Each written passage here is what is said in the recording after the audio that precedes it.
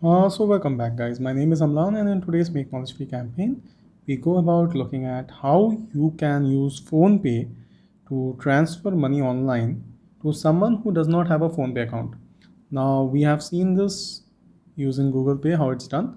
Let's today look at what are the steps for doing it using PhonePe. Now, first things first, I will just do it from this right from start. So this is an Android Power smartphone, and quite obviously, you need to first head towards the Play Store and download the PhonePe app. Now, once that's been installed, you have the PhonePe app up and running. The next few steps involve creating an account and adding a bank account. Now, those are very important steps because anytime you make a payment, the payment is actually from the linked bank account. Now, whether be it Google Pay, whether it be PhonePe, or any other service which makes use of UPI payment, the steps are basically the same. Now, the thing here is we are trying to make a payment to someone who does not have PhonePe. So, how do you do that? So, here you can see there are different ways of transferring money.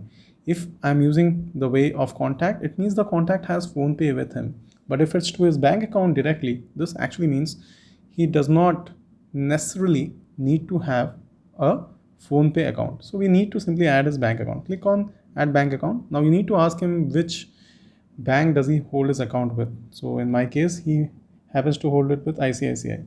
So you then need to kind of put in the details of his account. So his account number, confirm account number means you need to again put in the same account number. Just rewrite it. The IFSC code will automatically get detected. That's what it's told here. The account holder name, the phone number, nickname. So these are options, but the account holder name should be right. So let me do this and then resume. So once you put in these details, you can then click on confirm. You should actually, in case if you can, you should also put in the IFSC code. So next you click on confirm. So it takes you to this page. It lets you know what the account holder name is and the bank details and everything. So you can put in amount that you want to pay, and then from your linked bank accounts, like I have two accounts linked. So the one with the green is basically the one which has been selected, is the primary bank account. Then you click on done and then click on send, and you will be taken to the UPI payment page. So this is basically the UPI payment page. So the account which you have selected, you need to put in the UPI pin. Many people keep asking me what is the UPI pin, what is UPI ID. So we have made a tutorial on that. UPI pin is nothing but basically the pin that you set for each bank account that you actually link to either PhonePe or Google Pay. So if it's not been set already using the Bheem application, you need to set it first using PhonePe or Google Pay. We have made a tutorial for that. Please do see that. Okay, now I put in the UPI pin. It's not the ATM pin, it's the UPI pin. So once you put this, you need to click on OK here. So let me do this. So there you go, the transaction is presently pending and shortly it will be successful. There you go, the transaction is successful.